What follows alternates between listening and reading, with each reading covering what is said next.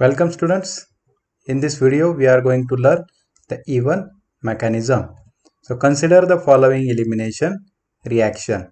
So here 2-bromo 2-methyl butane on reaction with sodium ethoxide gives 2-methyl 2-butene as a product, and these are the side products ETOH and NABR are formed. So kinetic of the reaction shows that the rate is directly proportional to concentration of substrate only, that is 2-bromo 2-methyl butane. So rate is equal to K1, rate of concentration of 2-bromo 2-methyl butane. So this is unimolecular reaction. So rate of reaction depends only on the reactant and not on the base concentration of base used. So Hughes and Ingold have suggested the following mechanism for even reaction. So here first step of the reaction is departure of leaving group. So leaving group goes with its bonding electron pair to form carbocation as intermediate. So this is slow step of the mechanism. So rate of reaction depends only on this step. This is rate determining step. And in second step of the reaction is base abstract beta hydrogen, and beta hydrogen leaves its bonding electron pair to form carbon-carbon double bond between carbon alpha and carbon beta and gives this 2-methyl 2-butene as a product. And this step is the first step of the mechanism. So even mechanism is a two-step process where carbocation is formed in the first step and in second step elimination product formed. So evidences for even mechanism. So there are four evidences for the even mechanism. First is there is no kinetic isotopic effect. Second is structural effects. Third is rearrangement, and fourth is absence of beta hydrogen. So first is no kinetic isotopic effect. So consider the following elimination reaction where this 2-bromo 2-methyl propane on reaction with sodium ethoxide. Suppose rate of this reaction is considered as Kh.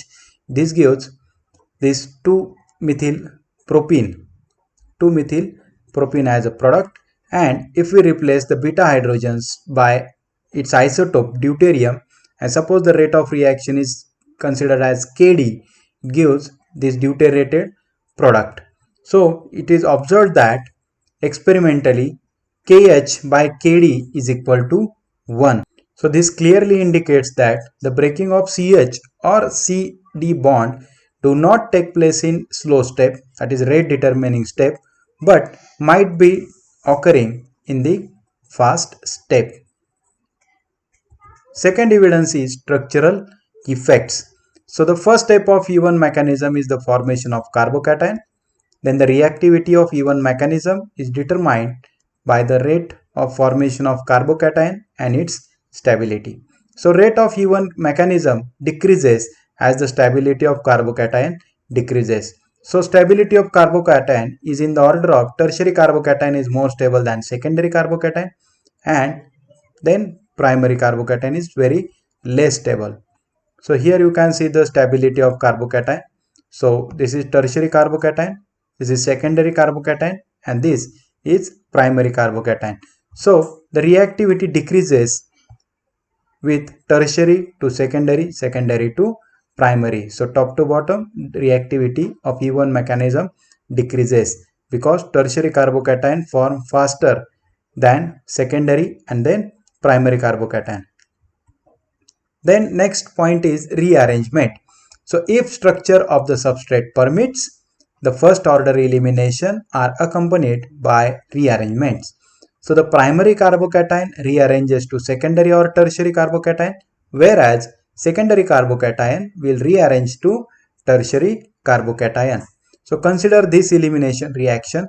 So 3-methyl 2-butyl tosylate on reaction gives secondary carbocation. So first leaving group, tosylate is leaving group, it depart first and forms secondary carbocation. Now this secondary carbocation has two type of beta protons. Suppose this is beta proton and this is beta dash. So elimination of beta dash proton gives ZZ product, that is 2-methyl 2-butene. Suppose this is A product and elimination of beta hydrogen gives Hofmann product, which is less stable.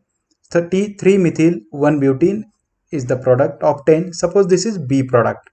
Along with this, suppose in addition to this elimination product A and B, we also get the rearranged elimination product, which is C, by hydride ion shift, which is as follows. So here secondary carbocation is very less stable carbocation. So here this hydrogen migrates from this carbon to this carbon. So this is called hydride shift. So after hydride shift, hydrogen goes with its bonding electron pair on this carbocation. So this forms CH2, and now this carbon becomes deficient. This is tertiary carbocation, which is more stable. So here secondary carbocation is converted to tertiary carbocation by hydride shift.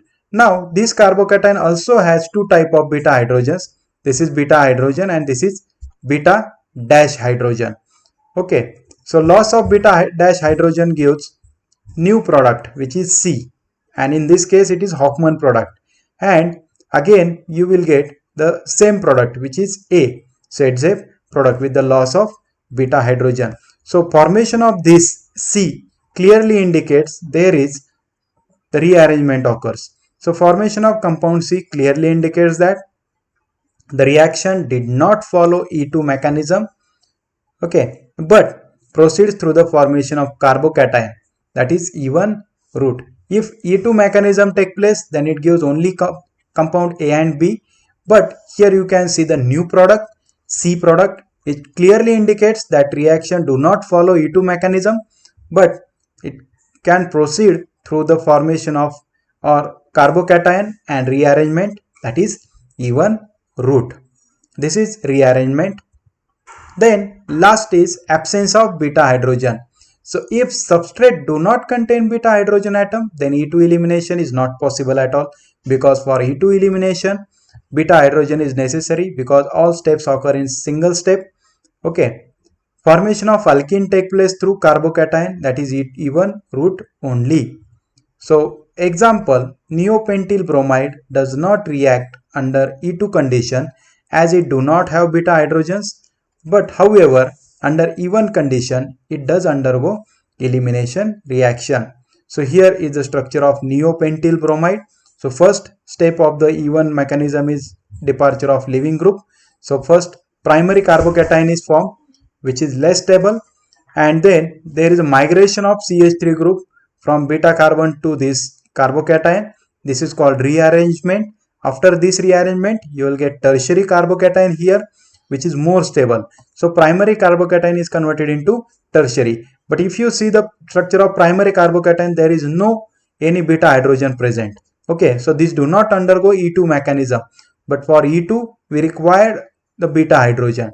Okay, but after rearrangement, we will get tertiary carbocation. Now this tertiary carbocation has two type of beta hydrogens. Okay, so this is suppose beta and this is beta dash, and here you will get two products again, 2-methyl 1-butene, which is Hofmann less stable, less substituted product, and 2-methyl 2-butene, this is Sedzev product. So this clearly indicates that this reaction take place through formation of carbocation and rearrangement. So this is the absence of beta hydrogen. Orientation of E1 elimination. So remember, elimination by E1 always shows strong Sedzev orientation. That is, when more than one alkene can be formed, the highly branched or more stable alkene is the preferred product.